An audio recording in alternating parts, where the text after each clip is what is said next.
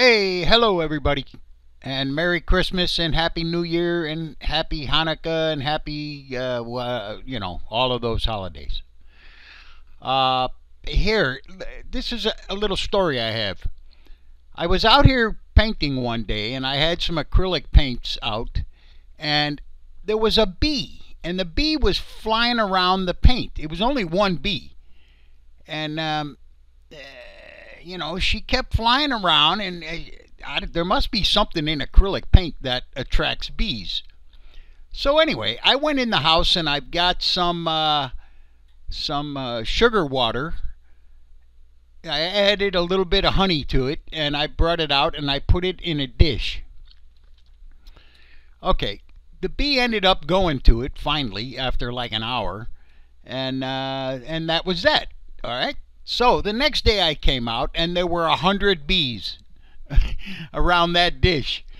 All right, and a lot of them were drowning in the dish. Well, I did not know this. Someone suggested that I put some small pebbles in the dish along with the sugar water and they won't drown. And sure enough, this now is day number 3. As you can see, there's more bees coming to the dish. More than one, anyway. That one went back to the hive and told everybody, hey, there's some honey out here.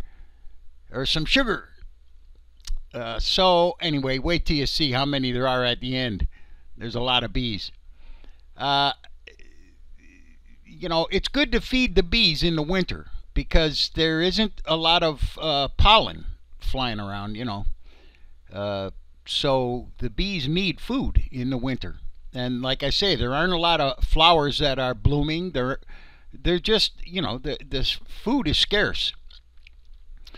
All right. So anyway, the whole reason I'm making this video is I want to show you. I bought an arc welder. All right. And I bought this welder about 4 months ago, and I've been afraid to use it because it's all electricity. And I don't mix with electricity. I have a I have a real genuine respect for electricity. In fact, so much so I don't even want to be anywhere near it. All right, but anyway, what's happening here is those 2 pipes that come down from the handle have separated from the plate. The plate is the bottom thing, that you put stuff on. And what's happened is the pipes have rusted out and they've separated from the plate. So I'm trying to secure the plate back onto those pipes. Okay. However, I know there's a chance that the arc will burn through those pipes. And as a matter of fact, that's exactly what they did. Those pipes, the metal is pretty thin. And when the arc, you'll see it coming up, the arc, starts, it just burnt right through the pipes. Now, I have these pieces of metal that I'm going to use. There's one there in my hand. What I'm going to do is I'm going to try to weld a piece of metal onto that pipe and then onto the plate. All right, if I can do that, then it will be a success. Now, I have no knowledge at all about welding, especially with an arc welder. I have no clue what I'm doing. I watched a couple videos on YouTube, and and I'm gonna go for it. That's the machine right there, that little bitty box. What that box does is it takes the electricity from the house and it boosts the electricity. So I have 110 or 120 volts coming out of the house, but that box is going to increase that. And what will happen is when I touch the positive, that part right there that I just laid down with that stick in it, that's the positive. All right. Now when I touch the positive to the thing that I want to weld, it'll arc. So in other words, the electricity is going through that stick into the product you want to weld. Okay, so what I have to do here is I have to get all the paint off of the item that I want to weld. You cannot weld with paint on the item. It won't work. Also, the ground wire has to be touching metal. If I put the ground cable on there without doing what I'm doing here, without scraping off all the paint, it's just not going to work. You have to have a complete circuit. So the ground wire and the positive have to make a complete circuit. And if there's paint on the item or rust, forget it. It won't make a complete circuit, and you're wasting your time. All right, so that's what I'm doing there. I'm getting off the paint and the rust off of the pipes so that I can weld that piece of metal on the pipe and then onto the plate. That's the ideal situation. Unfortunately, it didn't work. What happened was the arc burnt right through those pipes. The plate is kind of thick. It's thicker metal. So I was able to weld the metal onto the plate. See, there's the metal right there. All right. And what I'm going to do is I'm going to bend those pieces of metal. Oh, wait a minute. Here's a bee update. Ladies and gentlemen, the bees are coming. Large numbers of bees. And now check them out. There's a bunch of bees, man. Yes, they are showing up in large numbers. All right, so here we go. So what I'm going to do now is I'm going to bend these metal things into an L shape. All right. Then I'm going to, there you can see the metal thing. I don't know what those things are. I don't know where I got them from, but I've had them for 20 years and now I found a use for them. So I'm going to bend those. That's what I'm doing now. I'm heating them up so I can bend it. Like I said, into an L shape. Then I'm going to try to weld them onto that pipe, onto the handle thing on the dolly, and then onto the plate. Now, like I said, the plate is a lot thicker metal than the handle, the pipes. So I was able to weld that metal thing onto the plate. That was not a problem. But when I got up on the pipes or the handle or whatever you call those things, I don't know, the arms or whatever, the arc just burnt right through them. So I ended up using hose clamps on the pipes. So in other words, I did weld the metal L, that those metal pieces that I'm straightening out. Right now I'm just sanding off any rust that's on them. I did manage to weld those onto the plate. There, you can see them there. Yes, I got them onto the plate, but then, like I said, when I went to put them onto the handle, the arc burnt through the metal. The metal was too thin, put it that way. Right there. Now I'm trying to get all the rust, I'm trying to make this thing clean enough that the weld will adhere to the L-shaped thing.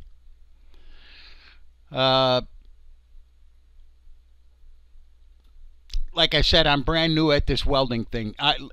And again, I was afraid of this thing. I really was for months. I didn't weld anything for a couple months. Everything was still brand new when I first used it. In fact, this here is only the second time I've ever used it. The first time was to put legs on the terrarium. I think I made that video. Yeah, I think I did. I don't know. But anyway, I just got a phone call there from Gar the Ghoul. If you're wondering who Gar the Ghoul is, go to Twitch on Saturday nights at 8 o'clock. If you're not doing nothing, or if your boyfriend stood you up, or if you're just broke and you don't have any money to go out, go to Gar the Ghoul on Twitch Saturday nights at 8 o'clock. However, he will not be on until after New Year's. It'll be after New Year's. Gar the Ghoul, 8 o'clock on Twitch. It's a goofy show. It's called Horrible Horror.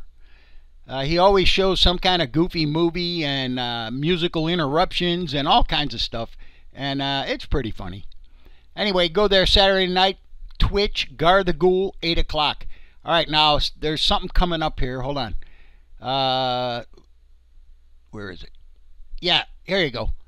My sister had a baby years ago, and it weighed 1 pound and 7 ounces. It was a little baby. I mean, little. And anyway, that little baby survived, and now she had her own baby. So I was going to make a stained glass window to hang in the window of the little baby's bedroom, and I asked my sister, what should I put on it?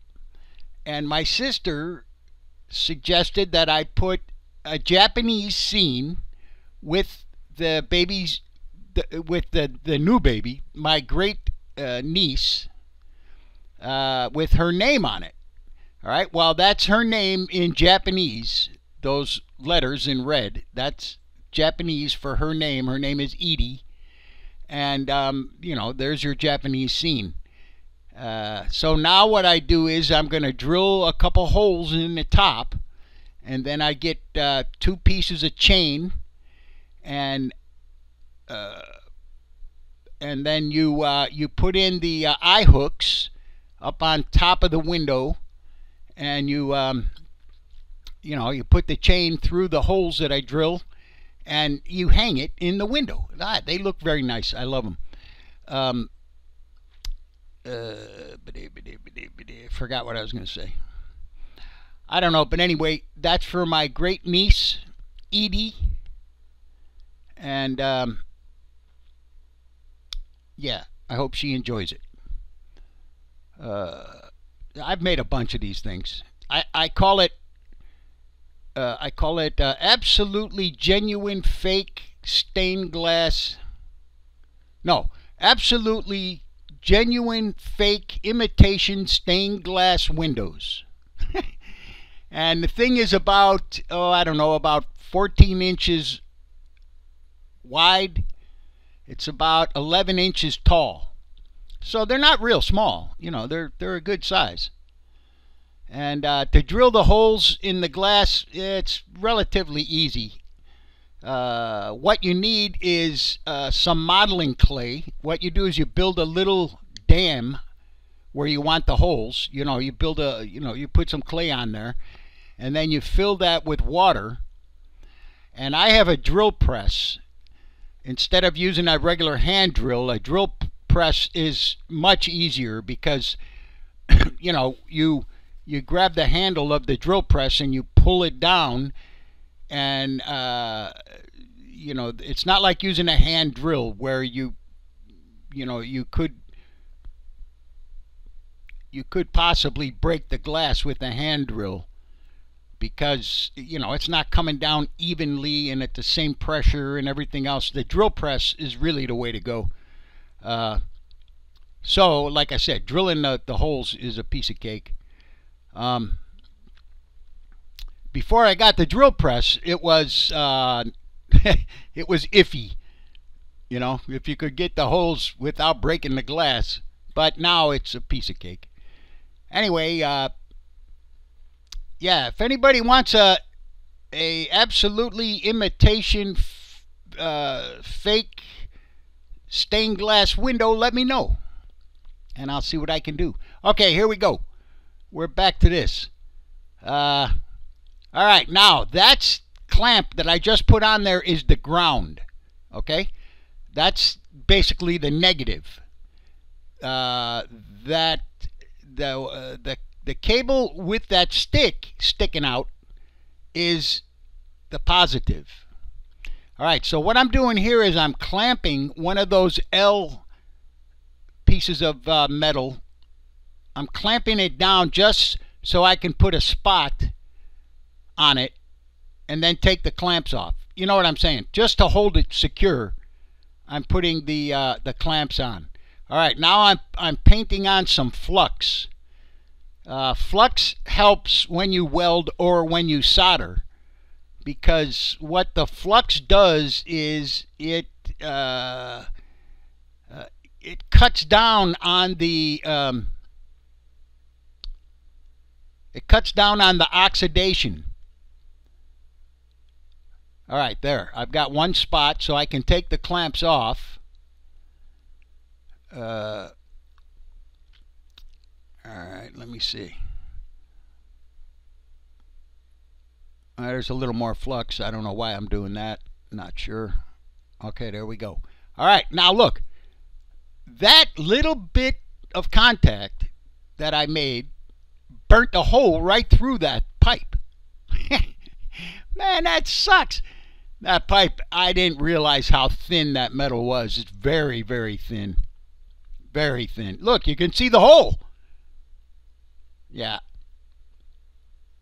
Anyway, the welder, you know, man, I'm just amazed how hot the electricity is. You know, I mean, it's just coming out of the wall. It's just regular 120 volts or 110.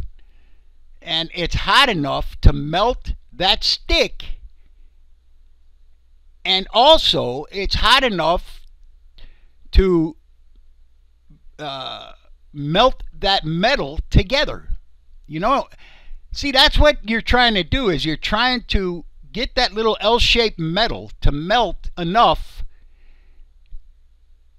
to stick to the plate, let's say. And just coming out of the wall, man, 110 volts. Uh-oh, wait a minute. Oh, here you go. More bees. That phone call from Gar the Ghoul. He sent me a package with a he sent me a package with a coffee cup, a Gar the Ghoul coffee cup. Horrible horror. Man, that's hard to say. I have a hard time saying horrible horror. Anyway, he sent me that package. That's what he said. He said, go look at your front door. So that's what it was. The package was there. Okay, so now I've discovered now that the arc has burnt right through the, whatchamacallit, right through the pipe. So what I did was I turned down the voltage, but that didn't help either. That pipe is just too thin. I mean, you know, that's all that's to it. It's just too thin. You have to, you know, you got to know what you're doing. And I clearly do not know what I'm doing. I have no clue. You know, it's like I told you a couple videos ago that everything I do nowadays is all an experiment. That's probably how I'm going to croak. I'll be experimenting on something and it'll kill me. Which is okay. I'm all right with that. You know, no big deal. Man, that helmet is so cool. You know, the new welding helmets, what they do is when you, okay, in the old days, when you put on a welding helmet, you couldn't see anything. That was it. That lens is so dark, you can't see anything. Well, the new ones, what it is, it's when you put the helmet on, it's like you put on a pair of sunglasses. You can see. You can see everything. And then the instant that bright light hits, the helmet goes, you know, the lens on the helmet darkens. It is so cool, man. And plus, that's adjustable. All right, so here, now I've got that little L-shaped bracket connected to the base, to the plate. but the pipes are burnt. There's big giant holes in the pipe. So what I did was I took a what do you call it? A hose clamp, and I put the hose clamp on the pipe to hold the L bracket, and it works. It works. But what I'm going to do is I'm going to fix this whole thing one day. Just not today. I don't live in the disposable universe where everything, if something breaks, you throw it away. I don't do that. I don't live there. I always try to fix whatever it is that broke. And I mean, I'll go to great lengths trying to fix it.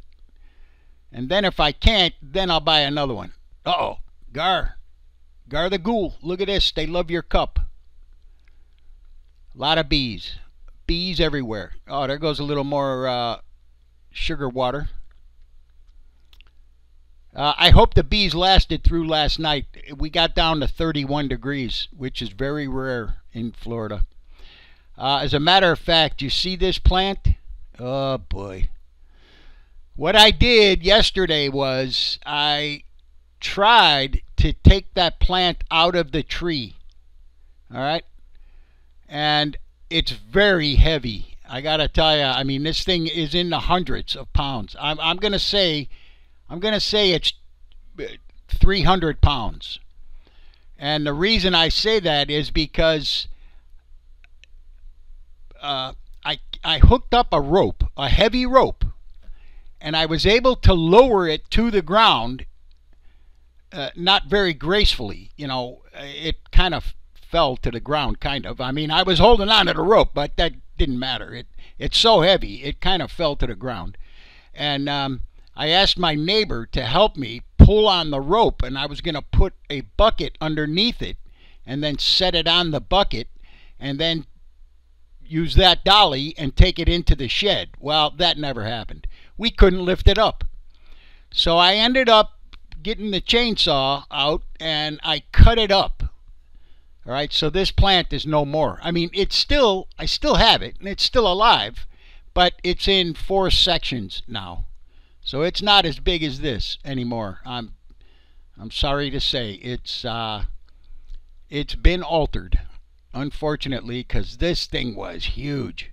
But it would have never lasted through last night. It would have froze. Even right now, it's cold as can be outside.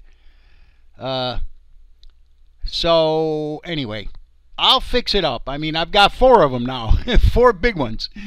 I've got a bunch of the little ones. Anyway, say goodbye, Gracie. Goodbye.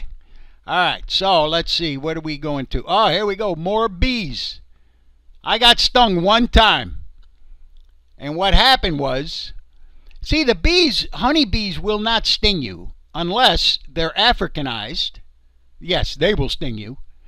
But regular European honeybees will not sting unless they are protecting something. So in other words, if they're protecting the hive, if they're protecting the larva, if they're protecting the queen, yeah, they're going to attack. Yes, they will. But if you're not out there swatting at them and, swinging at them, and if you're not doing something that can harm them, they're just going to leave you alone. It's all that's to it.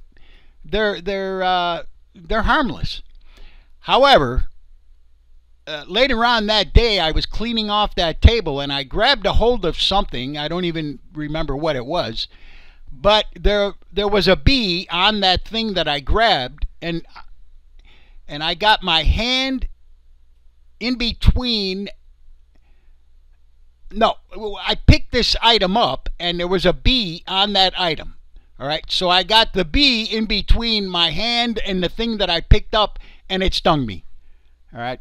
So, it was no big deal. It felt like a burn, actually. That's what it felt like. But, that's, I'm not allergic to them, so, But anyway, that was my own fault. If I wouldn't have grabbed that bee, he wouldn't have stung me. Bees are, like I said, European honeybees are very docile. They don't, there's nothing to be afraid of unless you start swatting at it, or if you try to break up the hive or steal the honey. Or that's why they use the smoke, because what it does is it stops the smoke, covers the pheromone that the bees are giving off that they're being attacked. The smoke covers that. Okay, anyway, I gotta go. I gotta eat.